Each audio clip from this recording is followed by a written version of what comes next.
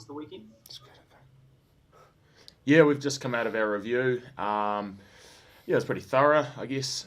We're happy to, I guess, put the Bledisloe away on the weekend, and now we're quickly changing our focus for this week into the Tri-Nations and the games ahead. So, yeah. How many, I guess, work-ons can you take out of that? I mean, it was a fairly solid performance. Yeah, right. Yeah, no, it was a great performance. I suppose when you look at it, for that first half, the boys really played well, and then the second half we probably dropped off a little bit, but there's some great learnings there, and there was Aussie put us under a little bit of pressure in that second half, so yeah, although we obviously scored a few points, there's still always learnings from a test, and that's a great thing about this group is that we've taken them on, and we're looking forward to having another crack this week and working on those things. James McConey, CGW News.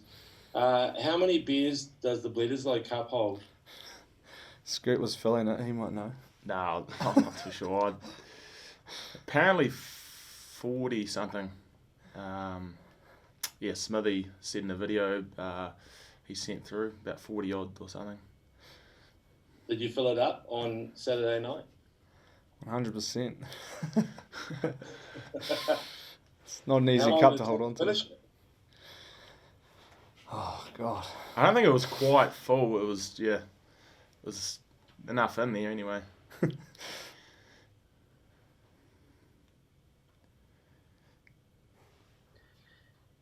Cody, do you know the Dane Coles try, non-try? Do you guys practice that crossfield kick at training with you and him sort of swapping in and out on the edge, looking to dot down and sprint, beat wingers down the edge? No, I wouldn't say we practice it, but geez, every time I'm out there, I'm having a smoko or having a break. But I thought that was a try as well. They done bloody well to score, to get to that point, but that's all right. He's it's pretty magical though. Do you think you needed to sell it a bit better, or? It might have helped. Yeah, he wasn't too convinced himself, I suppose. This is how quick is Dane? Because I guess he surprises a few backs at times, just with his turn of speed. No, he's pretty quick. He's still got it for I think he's the oldest player in the team, but yeah, he's still got a bit of toe. And with Big Carl putting on a sidestep as well, where you front row is sort of strutting about camp with the Chiefs puffed out this week. Oh, Carl's a pretty humble kid. He admittedly didn't even know that there were 4 people outside him when he scored that try. But it was awesome to see him get over the line. It was a great opportunity for him to have a start, and I thought he played well. So yeah.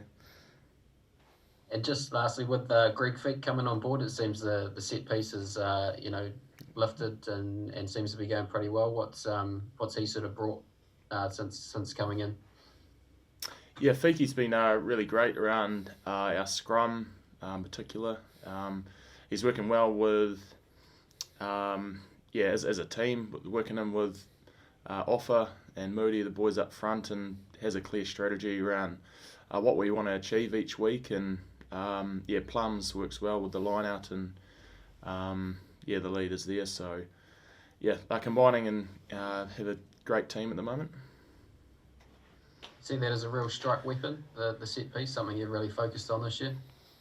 Yeah, I think the set piece at test level, that's, I guess, your number one. That's your bread and butter. When the pressure really comes on, you want that to be solid.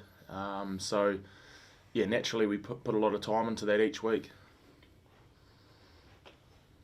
Cody, could I just ask you about the challenge of playing the same team 4 times in a row? I'm guessing it doesn't happen much in the modern game at all, and I wonder if you have played a team 4 times in a row before. But anyway, what challenge does that present? And I guess particularly coming off two pretty comfortable victories, what are the potential pitfalls?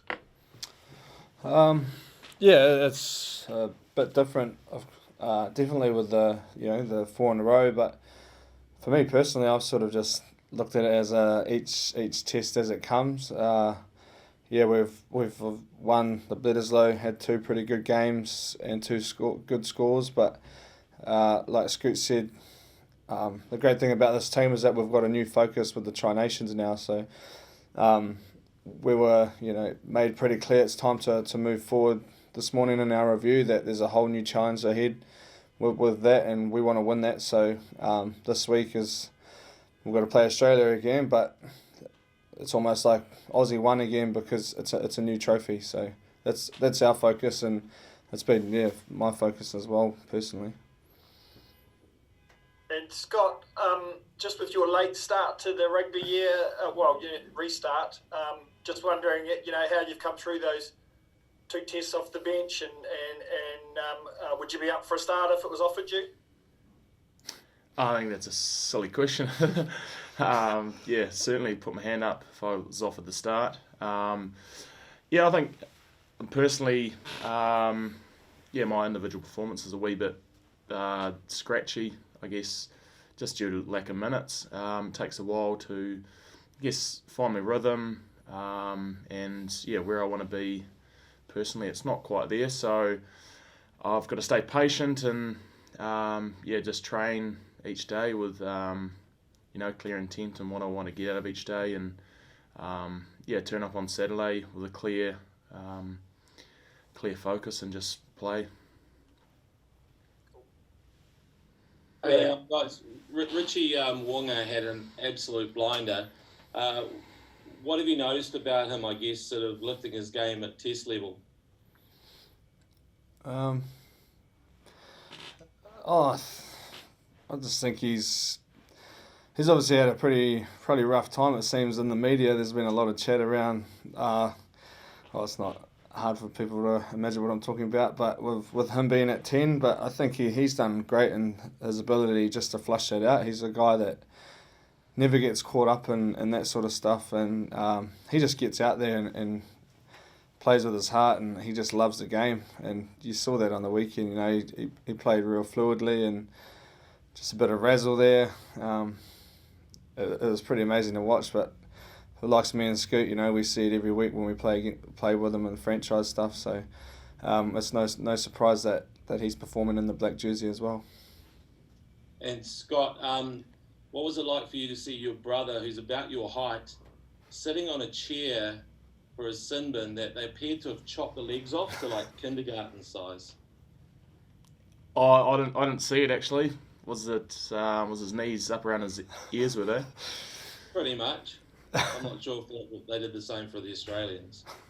Yeah, I'm not too sure. It was pretty wet down sideline. I don't know if he was just sinking into his chair there on the ground. Okay, it's 1 point, yeah. It's Justin Chadwick here. I just wanted to ask, just in terms of the Wallabies, they've been copping it pretty hard in the media since Saturday night. What are you expecting from them this week? I expect them to throw everything at us, I'd say, this weekend. I'd say their focus would be the Tri-Nations as well, but in terms of playing us, they've got nothing to lose, so they'll go out and they'll want to put in a really strong performance, and make their nation proud of them. So we're expecting another physical battle.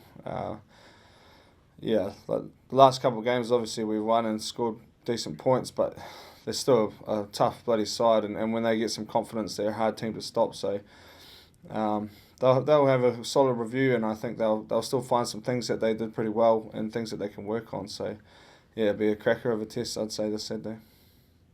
Could you sense they're hurt after the match, because it's not often that they lose by that sort of margin? Had a talk to old Hooper after the game, and he was obviously pretty disappointed, but he's also very confident in his men and the way that Renz is coaching them. He says there's something special there. So when you're hearing that from a team that's lost, you got to be pretty. You got to stay on your toes, because they're obviously still confident in what they can achieve and where they want to get to.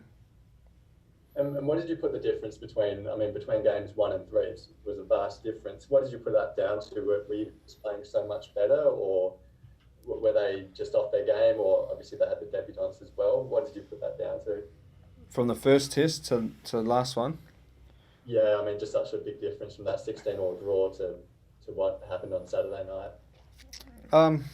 I think some of our own stuff as a team we didn't really nail, and they put us under a lot of pressure. They played with the ball, and they were really physical in the breakdown, which put us under pressure defensively, and they opened us up in a few areas, and we've tried to focus on those in the last couple of weeks and done pretty good at that. So again, they've got a great attacking side, and if you let them play the way they want, they're really hard to stop. So we'll be looking to do the same this week and even better ourselves, hopefully.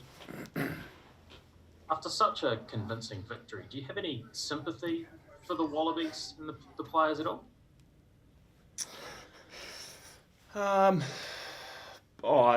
Sympathy. I don't know. I guess it's high performance sport at the end of the day, and we want to turn up and win on. That's the goal on Saturday. So, potentially as a human after the game when you're having a beer with them, you probably do feel for them a wee bit. But yeah, like I said, both teams are certainly turning up to get that outcome. And considering the margin of victory, sorry, Abby, last one from me, is it take care of the Wallabies this weekend and almost you feel like they're ruled out of the Tri-Nations? Is that the way that you see it? And then it's just Argentina to take care of? I think like Code said, 4 games in a row or whatever. I think like 2020's shown this year, we've got to take, one step at a time, and that's playing Australia this week in Brisbane. So we can't look too far ahead, and if we do that, we'll probably, get found out on the weekend. So, we're just got to get up and get excited for the game on the weekend. Hey guys, Abby Wilson from One News. You were just talking about 2020, obviously a different year. Normally, you wouldn't necessarily be playing a team 4 times. You'd also probably have friends and family and be able to catch up with them maybe a bit to break up things. With the way COVID is, does it feel like Groundhog Day? Like, how are you guys sort of breaking up your days and your preparation? I think, it is tough. We've got to have, routine communication with our friends and family back home, but at the same time, this whole group's in the same boat. We've got a tight group here, and we're able to find things to do on our days off and our spare time that keeps us occupied. So, we are in a fortunate position as well to be able to play rugby over here in Australia at the moment. So, we're grateful for that. Have you had sort of Kiwi fans and stuff come up to you who maybe haven't seen faces from home and sort of say how good it is to see you over there? Have you had any interactions like that? Yeah, I've caught up with a friend over here, a Kiwi, and we just at the fish market yesterday down in Sydney, and a few locals, local Kiwis, they want to get a photo. So, I think the buzz is still there for the Kiwis living over here at the moment. Hey, just got a question about Tongan Thor. He looked quite dangerous in Bledisloe 1 and even 2, and now he was on the bench on Saturday night. Did that surprise you, or were you happy about that? He's a bit of a beast. He goes pretty good with the ball in hand. I'd say their angle there was to bring him on and sort of be a bit of a game changer with impact and his ability with the ball and what he can do at scrum time. But I was a little bit of a surprise, but yeah, he's pretty powerful specimen on the field. Hard to stop. Cody, can I just ask you, after the game, there was quite a bit of excitement from both Ian and Sam around, I guess, the kind of direction, you guys are heading and the improvements you've made between 1 and 2, and then again between 2 and 3. They both express, quite a bit of excitement about where this team can get to. Do you feel personally that A, you're still building, and B, you're heading to quite an exciting place as a group? Yeah, for sure. Like we've got a young group, a lot of new players in the mix, and they've transitioned really well into Test footy, which is awesome to see. And with Sammy Kane being skipped now, and he's taken that role on board, and he's playing awesome footy. And it's just cool to see the boys get behind him, and we want to get better each week. It's sort of what the All Black jersey demands. It's our own personal goals as well as what being an All Black is all about. Is about fronting up and doing your country proud. And I'm pretty excited where this team can get to, because even after the last performance, we know we can keep learning and keep growing and keep bettering ourselves as individuals and as a team. Thanks, mate.